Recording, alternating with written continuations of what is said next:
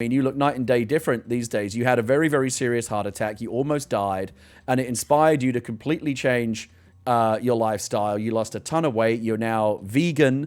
I mean, I'm sure I know you've talked about it a million times already, but just tell me about that. I know we talked about it a little bit during our pre-interview, but like, tell me about the lifestyle changes that you've made, the weight that you've lost, your outlook on life. I do have to thank you also. I think I mentioned this to you before. Like when I saw what you had done, because I've never been happy with my weight. I've been kind of heavy for the last 20 years or so, and when I saw what you were able to do, I was like, you know what, I can do it. And I'm about 50 pounds down from where I was now, with about 10 or 15 more to go to get to my weight, my goal weight. But I mean, tell me about your journey. I mean, it obviously starts with the heart attack that almost killed you. It did. That's definitely a motivator. My whole life I've been looking in the wrong direction. My dad and everyone on my dad's side of the family, they were all diabetics. So like, my mom my whole life was always like, you got to watch your sugar intake because you're susceptible to this. It runs in the family.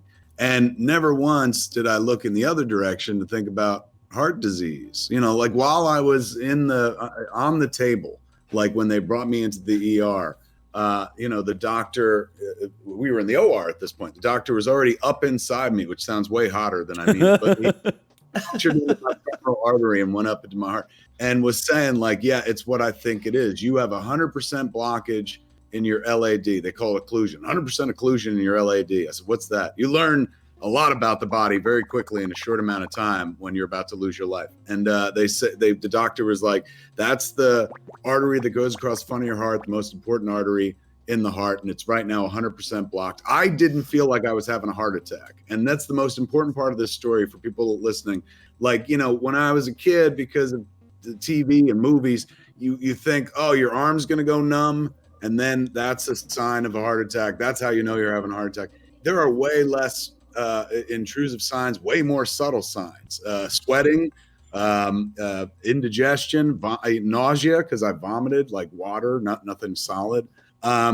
Things that you would take for granted. And I did take for granted that night. All I felt like was I couldn't catch my breath. So I thought I was just smoked too much weed that night. You had to be convinced to go to the hospital, right? Other people were more concerned about you than you were about yourself. I did. I fought him a hardcore where I was like, oh my God, this is just because I smoked too much weed. If we go to the hospital, it's going to be embarrassing for all of us and stuff. And if they hadn't gotten me to the hospital when I went, that would have been that, because that artery, the LAD, like the doctor said to me, like he goes, look, you got 100% blockage. So we're going to have to go in there and put in a stent. That's where they open up the artery with this little coil thing. And so he goes, do you know what a stent is? I said, oh yeah, my mom has 2 stents in her heart. And he goes, wait a second, do you have a history of heart problems in your family? I said, no, my mother just has 2 stents in her heart. And my father died of a massive heart attack at age 67. He's like, we got to go fast. And so he goes, Jesus. Before we do anything though, I love my doctor. He saved my life. He goes, Dr. Mark Ladenheim, if you're ever having a heart attack, find this guy. So he goes, before we go though, he goes, I hear you're a comic book guy. I said, yeah, I do. I love comics. And he goes, well, they got a name for this heart attack. He goes, it's called the widowmaker. And I said, why? As if one would need to ask and stuff. But I was like, why? And he goes, because in 80% of the cases of 100% occlusion like you have right now, the patient always dies. He's going, but you're going to be in the 20% because I'm good at my job. And then he disappeared into my crotch and made magic. Because that's how they get to your heart. They go through your femoral artery. They puncture your groin. Oh my God. Up the artery. Like, it's not like back in the day, they would crack somebody's chest wide open and, work on their heart. And he even said that when I got out the next day, because I was in and out of the hospital like 36 hours. And as I was leaving, he goes, how do you feel? I said, I feel amazing. And he goes, yeah. He's going, that's how good we've gotten at this. We can make it so that we can bring you in here and get you out within like 24, 36 hours. So it's like keyhole surgery that they're doing? Very much so. They puncture a hole, groin, go right up the femoral and work that way microscopically. He said, but the problem with that is that people don't take it seriously. He's going up. The rest is up to you. He's going, I was able to do what I could last night. He's going, but it would, in my experience, he said, because he'd been doing this for a long time. He's like, it was probably better back in the day because we would have sawed open your ribs and opened up your chest to work on your heart. And then you would have sat in the hospital for 2 months just to recuperate. And you would have known how serious this all was. He's going, but look at how easy the process is now. You're walking out of the hospital and you say you feel great. And he's going, the problem is we then see those people again because they go right back to their lifestyle. He goes, if you want to stay away from this place, you got to make changes. And so my kid was vegan, and she, for 2 years prior to me, and she encouraged me to go vegan. And, you know, she was like, nothing bad had ever happened to my kid. This is my near death was pretty traumatic for her. And so she asked me, she was like, please try going vegan. I said, well, I've eaten the way I wanted to eat for 47 years. I'll try your way for 6 months. And that was like 2.5 years ago. So I used to be happy. Now I'm fucking vegan. But it really worked. How is that vegan lifestyle treating you? Like, what's a typical day's eating for you? A lot of beans and rice. I enjoy Beyond Burgers as well. I'm not a clean vegan in as much as like, give me kumquats and broccoli. Like, you know, you got to take that vegetable and make it taste like a meatball, and then I'm there for you. So I'm a dirty vegan. I'm plant-based, I guess, strictly plant-based, but not like truly the plant part yet, because I hate vegetables so much. That's why it was like, I don't want to go vegan. Like I can't stand the thought of eating something that came out of the earth. Ugh. So, you know, I've been vegan 2.5 years, and there are parameters you can live in that aren't like me eating kale. For example, peanut butter is vegan. Beans of any kind, rice, legumes, these are vegan as well. Chickpeas, I had a lot of chickpeas, man, and things made of chickpeas and whatnot. So I just find the margins that I could live in, and then that's where I've been. So I've not touched animal product, either dairy or meat, in 2.5 years. I'm not condemning those that do. Some people, when they hear you say vegan, they get so triggered, and they're like, well, now I'm eating 3 times as much meat. And you're like, well, I'll see you in hell, I guess. Like, that doesn't affect me one iota. So I'm not telling people to do this.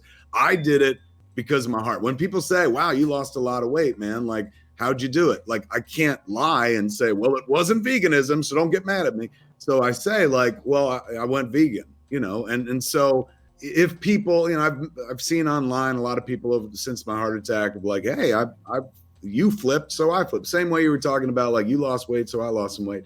Some people have been like, well, you went vegan, so I went vegan. I'm trying it out. And the other thing that worked very well for me in terms of like dropping weight, because that was an important factor after the heart attack, was intermittent fasting. I'm a huge intermittent faster. I work on a fast schedule that's 20 hours fasting, 4-hour eating window. So for only 4 hours a day, that's where I eat. Like I eat 1 meal a day. I don't do breakfast. I don't break my fast until like 2 o'clock, 12:30, 2 o'clock, the earliest in the afternoon.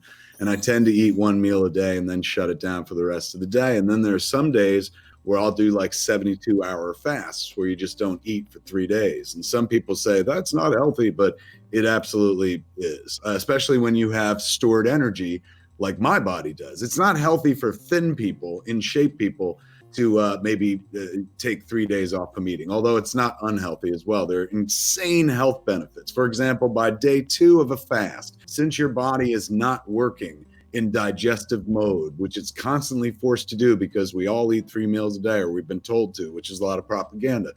If you're letting your system rest, stem cells, remember those? How everyone was always like, oh, with stem cells, man, you could cure anything.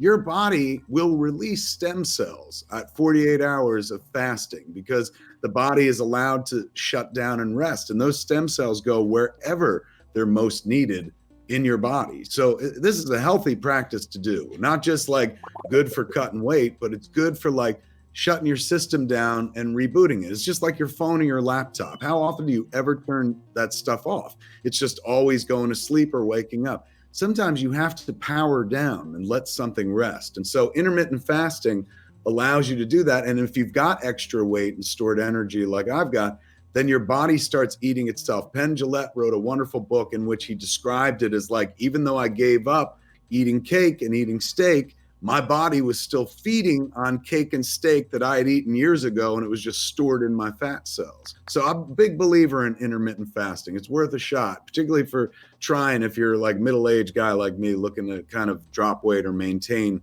weight loss. It's fascinating stuff. Mark, I want to make sure. I started it I started a cheeseburger challenge and a chicken sandwich bracket, to fulfill my quarantine boredom. How's that working out? Really, really well. It turns out that I can eat my emotions like anybody else can.